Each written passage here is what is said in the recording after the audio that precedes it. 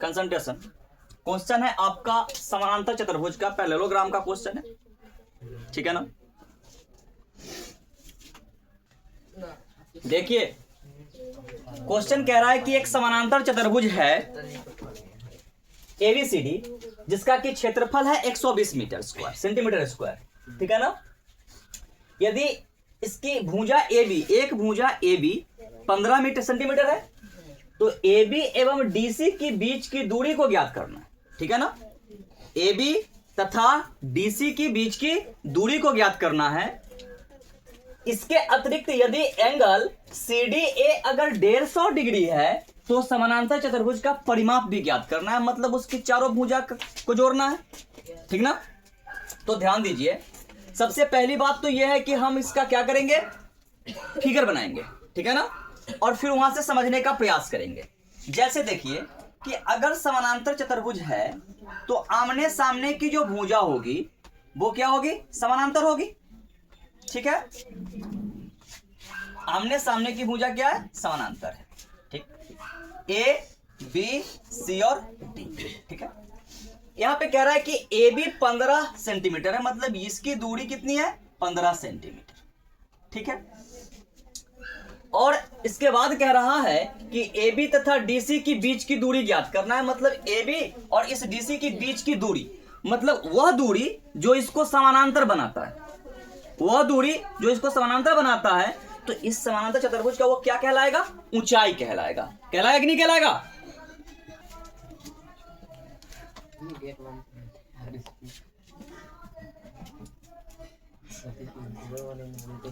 तो हम यहां से क्या करते हैं, यहां से कि एक लाइन यहां से खींच देते हैं, इसकी दूरी को दर्शाते हैं, ये दूरी को, ठीक है ना। जो भी लंबवत दूरी होगा वो दोनों तरफ कितना 90 डिग्री का एंगल बनाएगा ना। ये हो गया हमारा DE, क्लियर है ना। यहां से हम समझने का क्या प्रयास करते हैं कि क्वेश्चन में जो दिया गया है, क्या क्या दिया गया है, गिवन है कि AB बराबर है कितना, 15 सेंटीमीटर और क्षेत्रफल बराबर है 120 सेंटीमीटर स्क्वायर, ठीक है ना। क्षेत्रफल ही लिख लेते हैं। तो सिंपल सी बात है कि समानांतर चतुर्भुज का जो क्षेत्रफल होता है वो आधार गुना ऊंचाई होता है। समांतर चतुर्भुज का क्षेत्रफल बराबर, समांतर चतुर्भुज का क्षेत्रफल बराबर होता है आधार गुना ऊंचाई, आधार गुना ऊंचाई, ठीक ना। तो क्षेत्रफल तो है 120 सेंटीमीटर स्क्वायर और आधार को हम AB मान रहे हैं, आधार को हम क्या मान रहे हैं, AB मान रहे हैं। तो ऊंचाई तो हमारा DE होगा ना, ऊंचाई हमारा क्या होगा, DE होगा।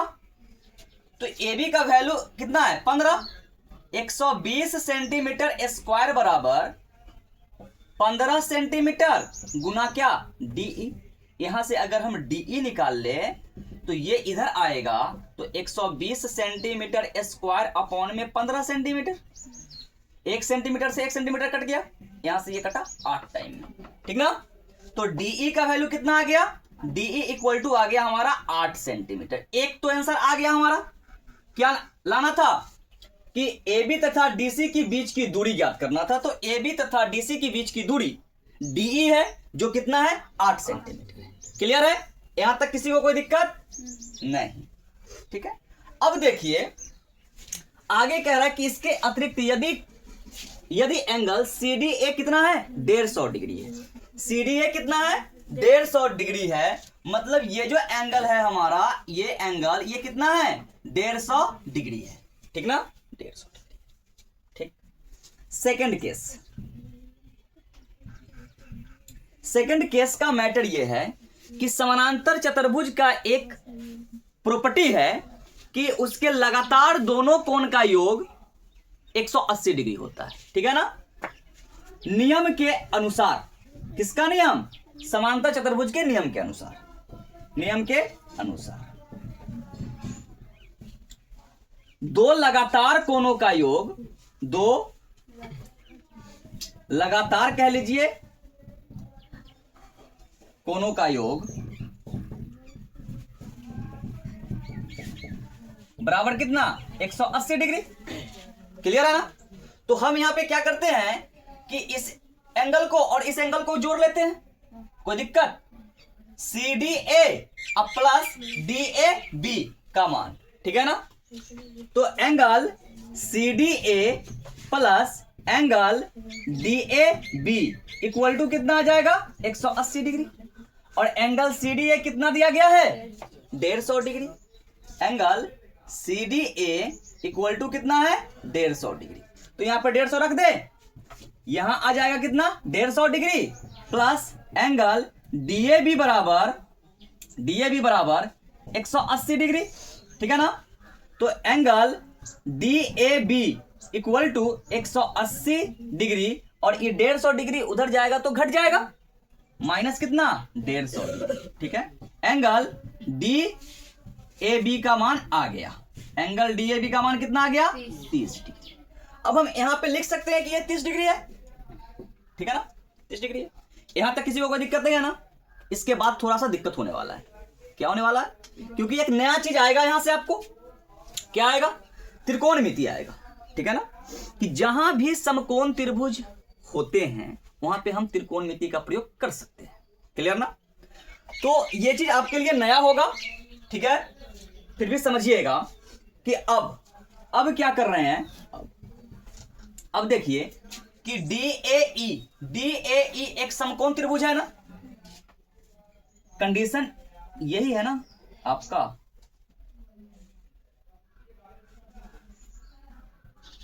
यहां पे D है, यहां पे A है और यहां पे E है ना। तो त्रिभुज DAE एक समकोण त्रिभुज है, एक क्या है समकोण त्रिभुज है, ठीक है ना, समकोण त्रिभुज। इसमें से देखिए हमको ये वाला भुजा पता है ना कितना है 15 सेंटीमीटर। हमको परिमाप निकालने हैं, तो परिमाप के लिए अगर हम इस भुजा को निकाल ले तो जितना ये होगा उतना ही ना ये होगा, क्योंकि समांतर चतुर्भुज के आमने सामने की भुजा समान होते हैं ना। लेकिन इसमें से ये कटा हुआ हिस्सा क्या आ रहा है DAE में हमारा ये निकाल करके लाए हैं कितना 8 सेंटीमीटर, और ये हमको पता नहीं है और ये भी हमको पता नहीं है। इसको AE को हमको पता करने की आवश्यकता है क्या, नहीं है। हमको किसको पता करना है AD को, ठीक है ना। तो ये 8 हो गया 8 सेंटीमीटर और यहां पे थीटा कितना हो गया 30 डिग्री। क्लियर है ना। और यहां पे ये 90 डिग्री है, तो ये एक समकोण त्रिभुज हुआ ना। हमको ये भुजा चाहिए ताकि हम इससे इसको एक कर ले। तो इसके लिए क्या करना होगा कि थीटा के सामने की भुजा होते हैं लंब। थीटा के सामने की भुजा क्या होते हैं लंब। कि किसी भी त्रिभुज में जिस न्यून कोण को हम दर्शाएंगे ना तो उसके जस्ट सामने की भुजा लंब कहलाएगा। क्लियर है ना। क्योंकि 90 डिग्री के कोण बनाने वाली जो भी भुजा होते हैं उसमें से एक आधार होता है और एक लंब होता है, ठीक है। और 90 डिग्री के सामने की भुजा कर्ण होता है, ठीक है ना। 90 डिग्री के सामने की भुजा क्या होगा कर्ण होगा। तो हम क्या देखेंगे, हमारे पास थीटा पता है और ये लंब पता है, और निकालना क्या है ये चीज कर्ण निकालना।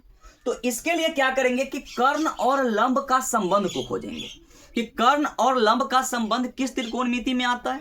तो आपको पता नहीं है, हम बता रहे हैं। इसके संबंध जो है वो आपके साइन थीटा में आएगा या फिर कोसेक थीटा में आएगा, ठीक है ना। चूंकि ये हमारा क्या हो गया P और ये हमारा H हो गया ना। H मतलब हाइपोटेनस और ये हो गया हमारा P और थीटा पता है, ठीक है ना।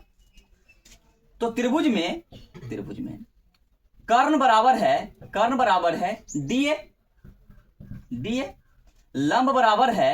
लंब बराबर है DE, जिसकी माप कितना है 8 सेंटीमीटर और थीटा कितना है 30 डिग्री। इतना का प्रयोग करना है हमको, ठीक है ना। यहां पे कर लेते हैं। चूंकि साइन थीटा बराबर क्या होता है, साइन थीटा बराबर होता है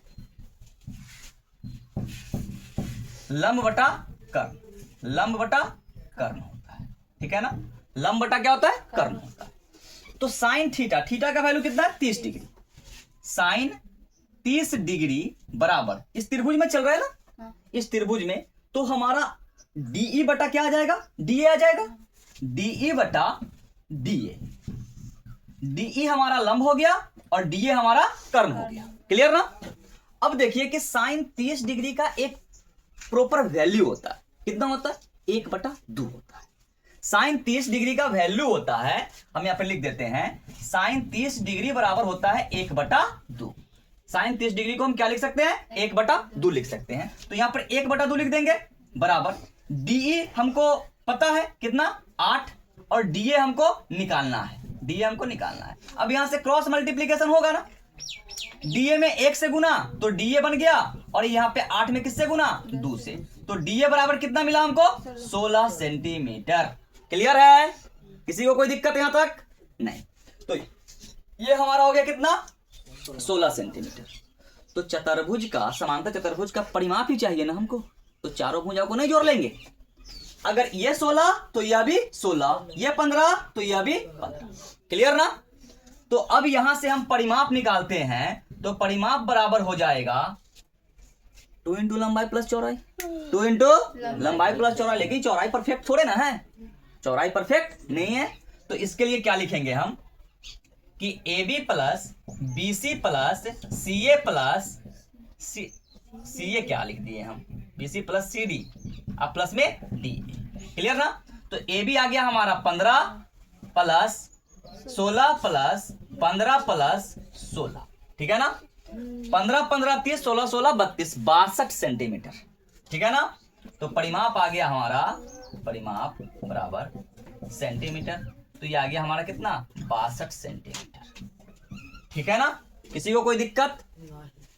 इतना बड़ा क्वेश्चन था, तो ढंग से समझिए, एक बार पुनः समझ लीजिए कि क्या कह रहा है। क्वेश्चन कह रहा है कि समांतर चतुर्भुज ABCD का क्षेत्रफल दे रखा है, इसकी एक भुजा भी दे रखा है। अब ये कह रहा है कि AB एवं DC के बीच की दूरी, तो AB एवं DC के बीच की दूरी जो होगा उसका परफेक्ट ऊंचाई होगा। ठीक है ना? परफेक्ट ऊंचाई को हम लंब बोलते हैं, तो लंब होगा। इसके अतिरिक्त एक कोण आपको दे रखा है कितना? 150 डिग्री। और उसके बाद कह रहा है कि समांतर चतुर्भुज का क्या ज्ञात करना है? परिमाप ज्ञात करना है। ठीक है ना? तो सबसे पहला काम मेरा क्या था कि इसकी ऊंचाई को निकालना। ऊंचाई को निकालना, ऊंचाई निकालना आसान था, क्षेत्रफल से ऊंचाई निकल जाता, क्योंकि क्षेत्रफल बराबर होता है आधार गुना ऊंचाई। हम जिसको भी आधार माने, अगर इसको आधार माने तो इस दोनों के बीच की दूरी ऊंचाई होगी, अगर हम इसको आधार माने होते तो इस दोनों के बीच की दूरी ऊंचाई होता। क्लियर ना? तो यहां से हमको ऊंचाई कितना मिल गया? 8 सेंटीमीटर, हमने यहां पे लिख लिया। क्वेश्चन के अकॉर्डिंग यहां कह रहा है कि ये 150 डिग्री है, तो हमने यहां से एक लंब खींच दिया। जिस लंब का माप, ठीक ना? तो क्या किए, हमने लंब को निकाल लिया। ठीक है? इसके बाद समांतर चतुर्भुज का एक नियम कहता है कि इसके जस्ट दो क्रमागत कोणों का योग ना, दो क्रमागत कोणों का योग कितना होगा? 180 डिग्री होगा। तो हमको ये 150 पता था, हमको इस एंगल को निकालना था, तो 150 में 30 जोड़ेंगे तो कितना आ जाएगा? 180। मतलब है कि ये कोण कितना आ गया? 30 डिग्री। जैसे ही ये 30 डिग्री आया और हमने इस पे लंब खींचा था, तो इधर का हिस्सा एक समकोण त्रिभुज बना था ना, जो यहाँ पे समकोण त्रिभुज, जिसका लंब कितना? 8, और ये कर्ण निकालना था। क्लियर है ना?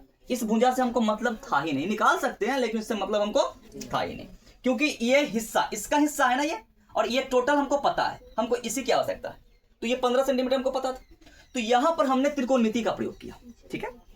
जो आगे क्लास में आपको त्रिकोणमिति बताया जाएगा। ठीक है? वैसे मेरे वीडियो में है।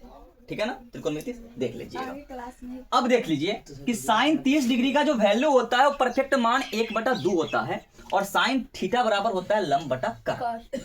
लंब हमारा ये है और कर्ण हमारा ये है। ठीक है ना? लंब DE है और कर्ण हमारा DA है। ठीक है ना? तो DE बटा DA, 1/2 इसका मान रख दिए, और ये 8 सेंटीमीटर पता था और DA निकालना था हमको। DA में 1 से गुना और 8 में 2 से गुना, तो DA का वैल्यू कितना आ गया? 16 सेंटीमीटर। अब परिमाप ही तो चाहिए, परिमाप में चारों भुजा का योग, चारों भुजा को हम जोड़ लिए, जोड़ने पे कितना आ गया? 62 सेंटीमीटर। क्लियर है? चलिए देख लीजिए।